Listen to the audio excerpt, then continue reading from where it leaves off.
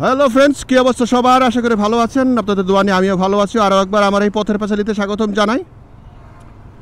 এখন যাচ্ছি আমি আমার বাইকটাকে ওয়াশ করার জন্য। মানে এই শুকনা মৌসুম আসার পরে আসলে বাইকটাকে এভাবে ওয়াশ করা হয় নাই, শুধুমাত্র হাওয়া টাওয়া দিয়ে ধুলামুলা একটু ঝেড়ে ঝুড়ে রেখে দেই। কিন্তু দেখা গেছে যে টুকটাক এই কুয়াশা টুয়াশা হাবি জাবি ময়লা সয়লা সব কিছু মিলায়া বাইকটার অবস্থা যথেষ্ট ময়লা হয়ে গেছে। বিভিন্ন জায়গায় বিভিন্ন রকম স্পট পড়ে যাচ্ছে বা পড়ে গেছে। মানে এই জায়গাটায় এত এত ভিড় থাকে, সামান্য অল্প জায়গা, কিন্তু এই রিক্সাওয়ালা অটোগুলো যে যার মতো মাঠা রিক্সার বা অটোর মাঠ কী বলে একটা চাকা ঢুকায়া বসে থাকে, যে কারণে জ্যামটা হয়। তো যেটা বলছিলাম যে অনেক দিন হয় আসলে বাইকটাকে ওভাবে ওয়াশ করি না। যখন এই ভারী কুয়াশার ভিতর দিয়ে বাইকগুলো চালায় তখন বাইকটা ভিজে যায় এবং এই ধুলাবালির কারণে বিভিন্ন জায়গায় ময়লা জমে, ময়লা পড়ছে, দাগ, মানে বাইকের যে একটা গ্লোসিনেস সেটা নষ্ট হয়ে যাচ্ছে। তারপরে তো বিশাল বড় একটা সিরিয়াল, উপরওয়ালা জানে। সিরিয়াল কত নাম্বার? আমি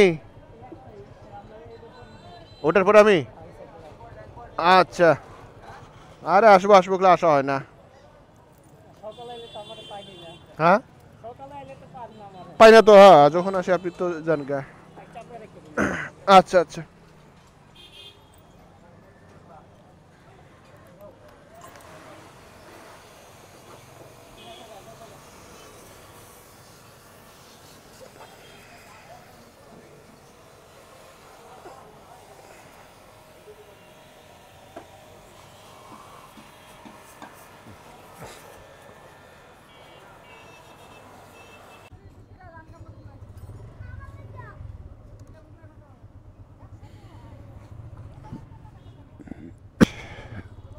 একটু ঠান্ডা ঠান্ডা লাগতেছে এখন। সিটটা মনে হয় ঠিক মতো শুকায় নাই, মানে যত তাড়াতাড়ি হবে ভাবছিলাম তত তাড়াতাড়ি করতে পারলাম না। যদিও শীতকাল, তারপরেও আমার আগে আরও 3-4 জনের সিরিয়াল ছিল ওয়াশ করার জন্যে। আসলে বাইক শুধুমাত্র বাইক না, এইখানে প্রত্যেকটা বাইকারের একটা স্বপ্ন, একটা ভালোবাসা মানে জড়িত থাকে, যে কারণে প্রত্যেকটা বাইকার তাদের বাইকটাকে সুন্দর ঝকঝকে তকতকে রাখার